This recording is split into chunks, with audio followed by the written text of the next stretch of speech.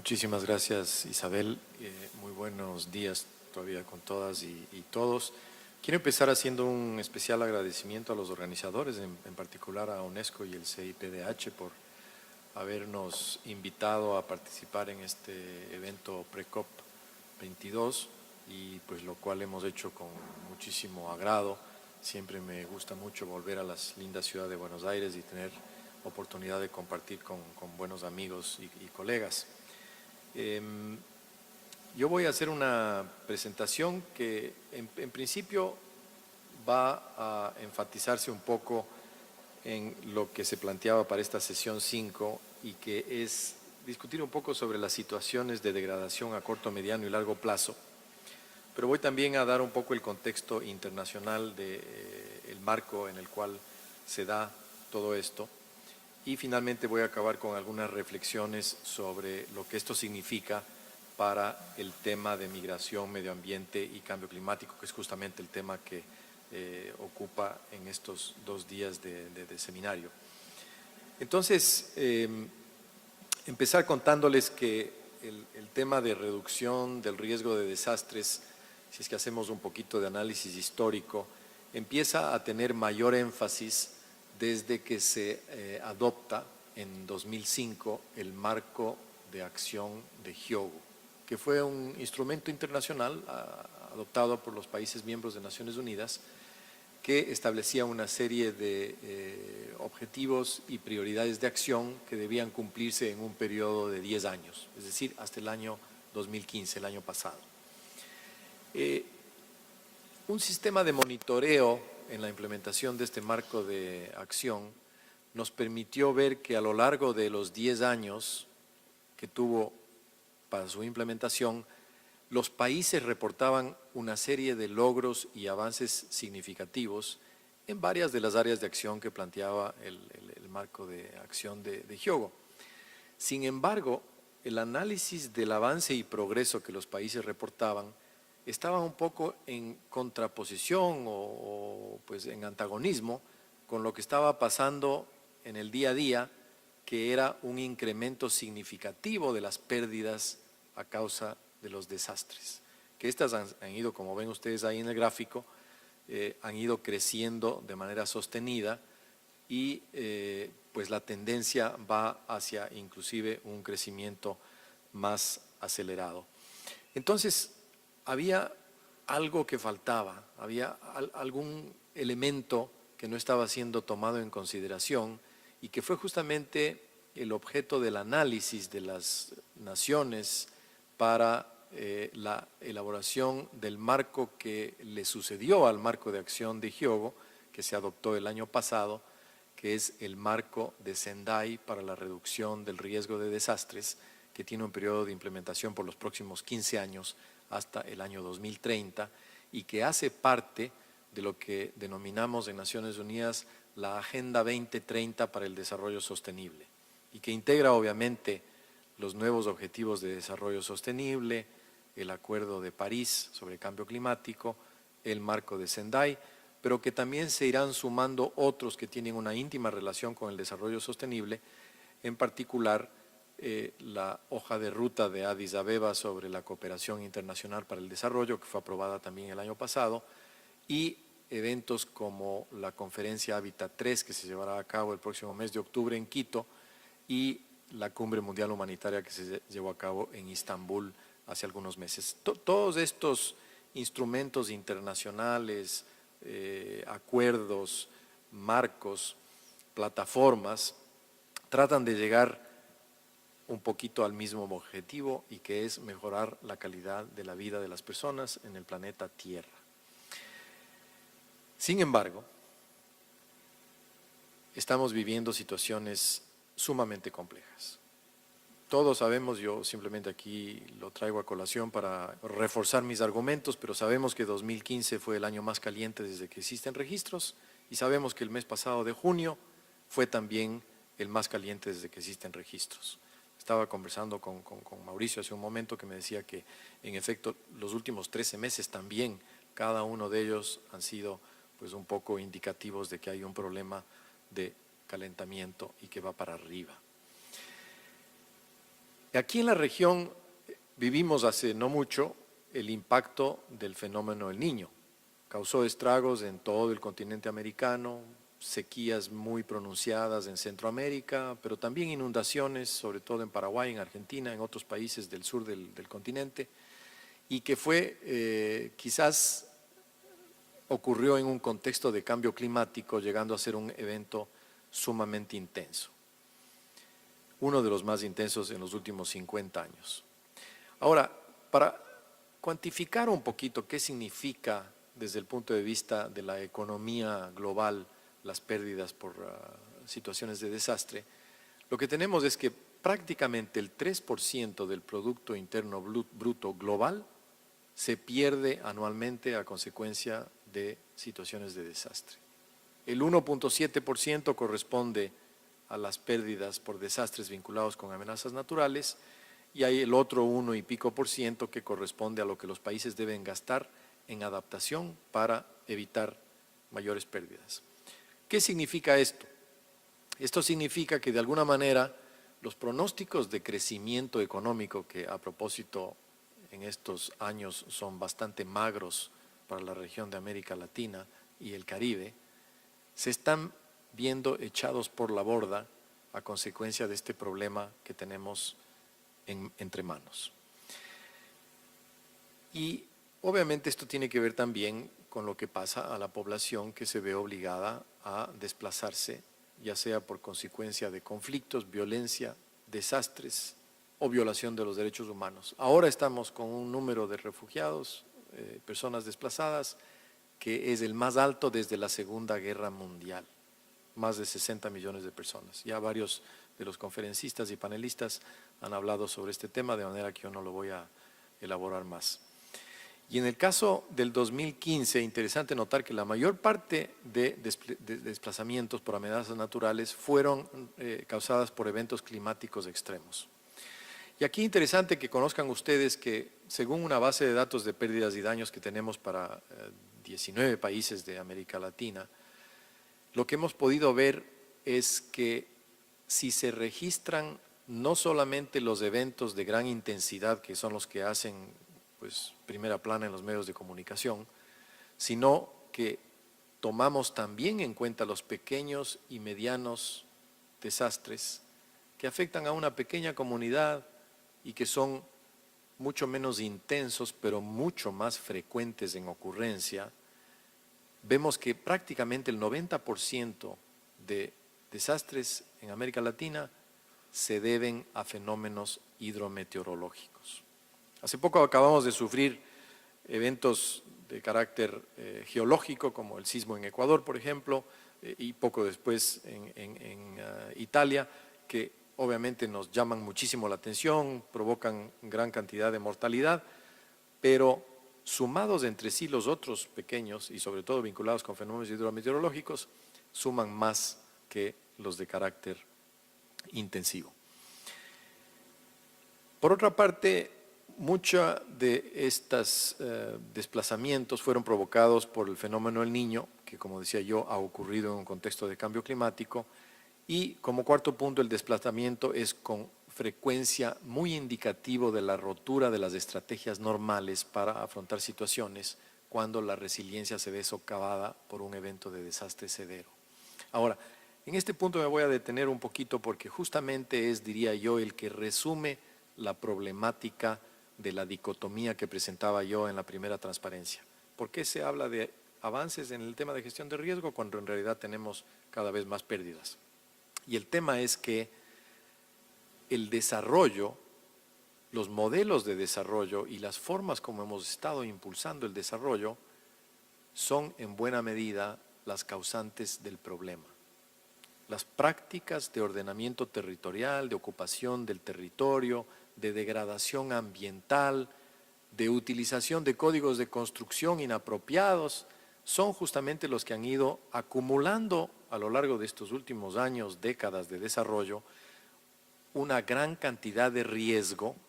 que ahora simplemente cuando ocurren las amenazas se manifiesta en grande nivel de destrucción.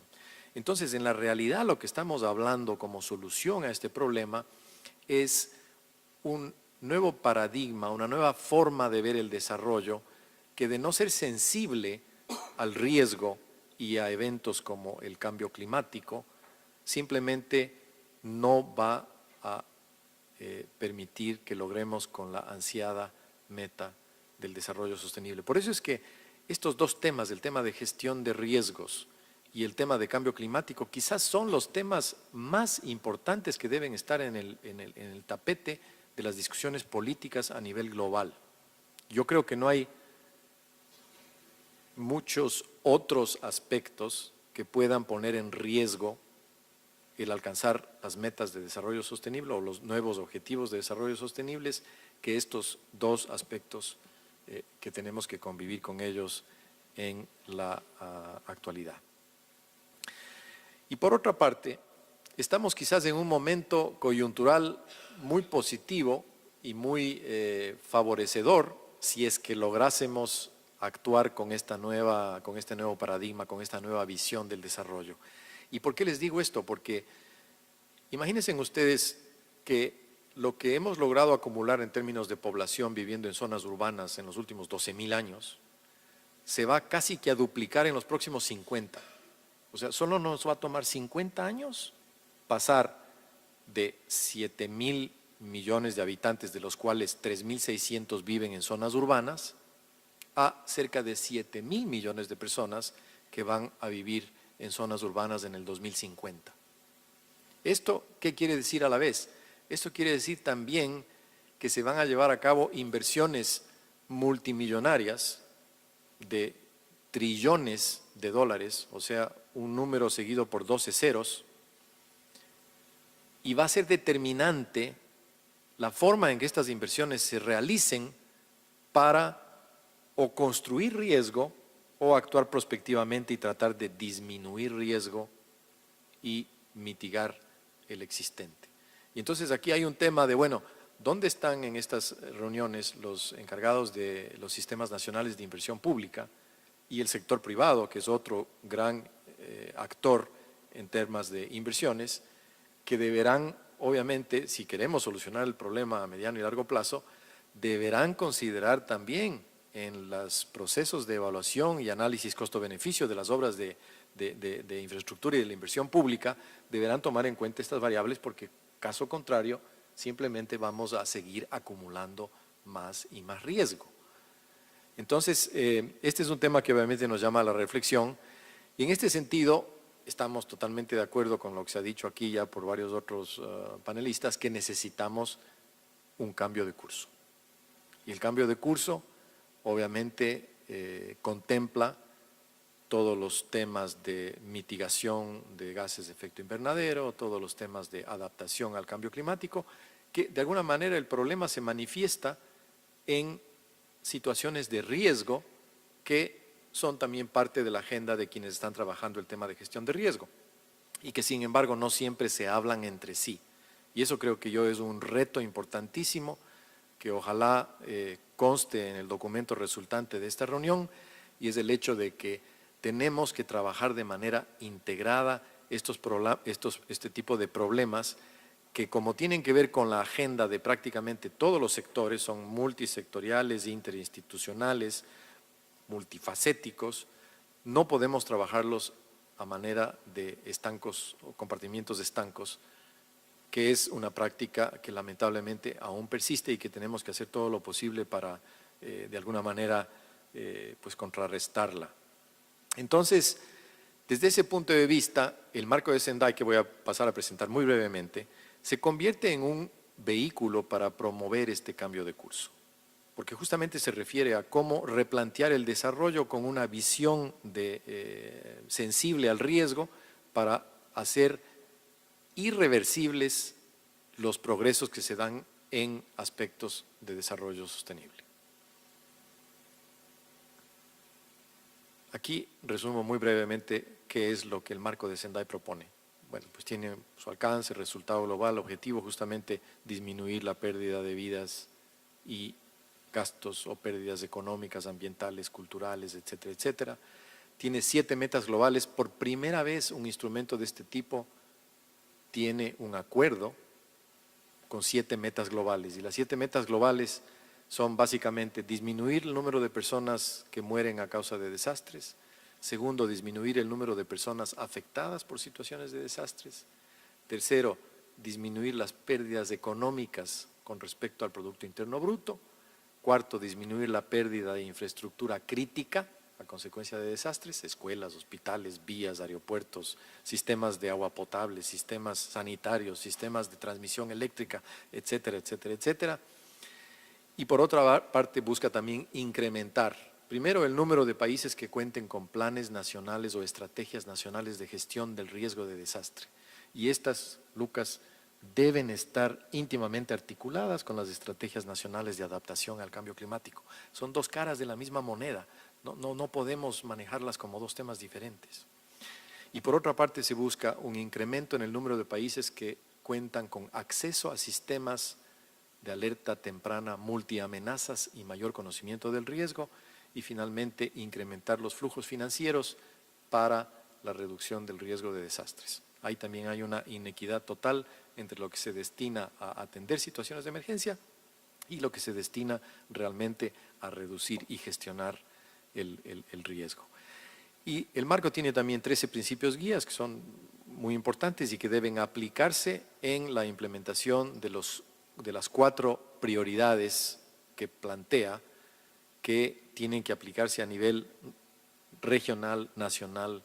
local e internacional también. Define el rol de actores pertinentes y también tiene un capítulo sobre la cooperación internacional y alianza global. Aquí están las 7 metas que ya les mencioné y importante hacer un breve repaso de cuáles son las prioridades. Primera, comprender el riesgo de desastres. Y comprender el riesgo de desastres quiere decir comprender el riesgo de manera integral en todos sus factores y aspectos. Exposición, vulnerabilidad, capacidad. Y debe obviamente incluir también el análisis de las proyecciones o de los escenarios futuros que hoy en día pues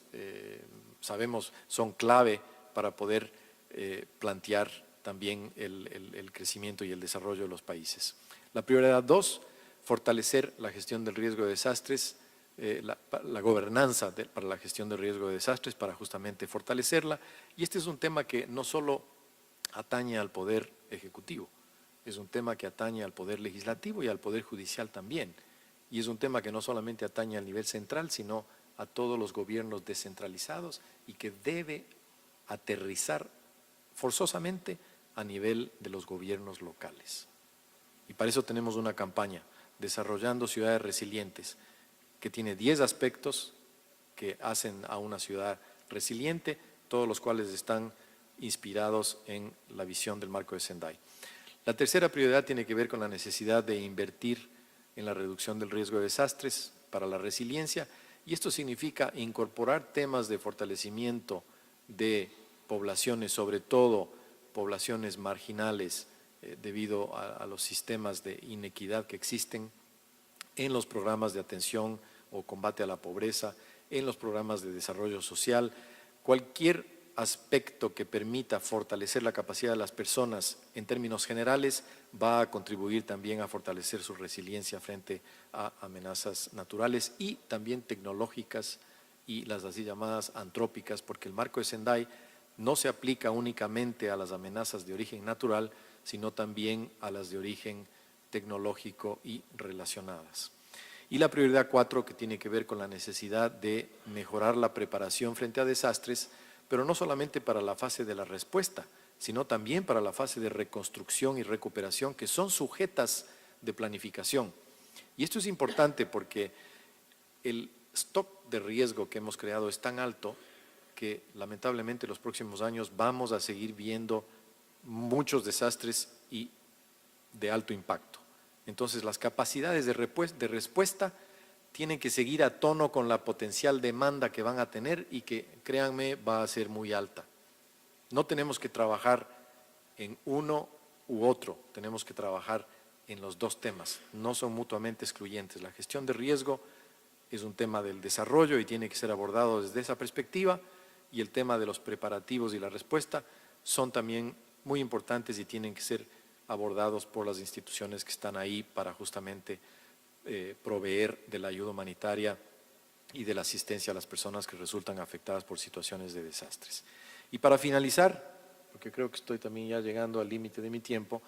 quisiera pasar revista brevemente a temas clave que surgen desde la óptica, desde, digamos así, la filosofía del marco de Sendai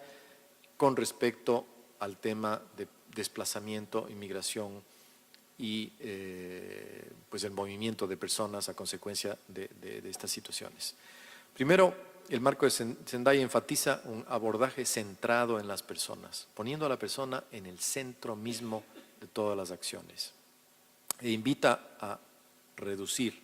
los niveles de riesgo preexistente, evitar la creación de nuevo riesgo y justamente trabajar en el fortalecimiento de la resiliencia. Por otra parte, sabemos que en los países de renta media y baja se necesitan más inversiones en reducción de riesgo de desastres porque en esos países existe poca capacidad para atender las necesidades de las personas desplazadas. Y en el caso de migrantes y refugiados, que son obviamente particularmente vulnerables, dado su limitado acceso a información sobre el riesgo, su prevención por desconocimiento, ya sea del idioma o de las prácticas culturales, y riesgos tecnológicos que sí son conocidos por las personas que habitan esas zonas de manera regular, pero no así por las personas que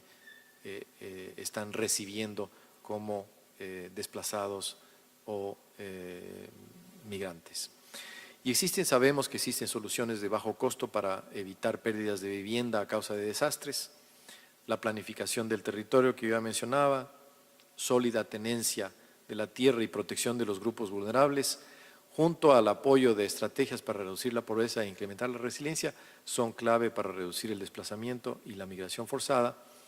Y finalmente, 3 mensajes más. Primero, una nueva iniciativa para lidiar con el problema crónico de las sequías agrícolas es necesario, ya que este contribuye a la escasez de alimentos y genera desplazamiento forzado y conflictos. Es una de las causas principales generadoras de este tipo de situaciones.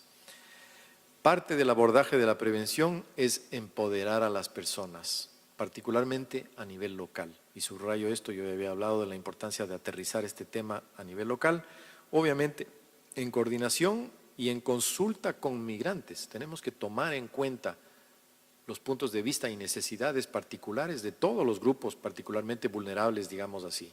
No solamente migrantes, esto se suma a las personas con algún tipo de discapacidad, se suma a las mujeres, a los niños, jóvenes, que también, y personas, adultos mayores, que están en situaciones de desventaja de manera general. Eso permite desarrollar e implementar políticas públicas en temas tales como la reubicación de asentamientos humanos, obviamente de acuerdo con las leyes nacionales y su sistema judicial. Y finalmente, una variedad de medidas de preparativos, y justamente Miguel acababa de hablar sobre este tema, deben ser promovidas con miras a asegurar una rápida y efectiva respuesta a los desastres y desplazamientos y deben aplicarse esfuerzos por integrar la reconstrucción post-desastre en el desarrollo económico y social sostenible en las áreas afectadas. El principio de reconstruir con más robustez, lo que llaman en inglés Build Back Better. No volvamos a cometer errores que hemos cometido en el pasado. De manera que estos son algunos mensajes que yo dejo, obviamente, al comité organizador para que ojalá los puedan integrar en el documento resultante. Y muchas gracias y lamento haberme pasado unos minutitos.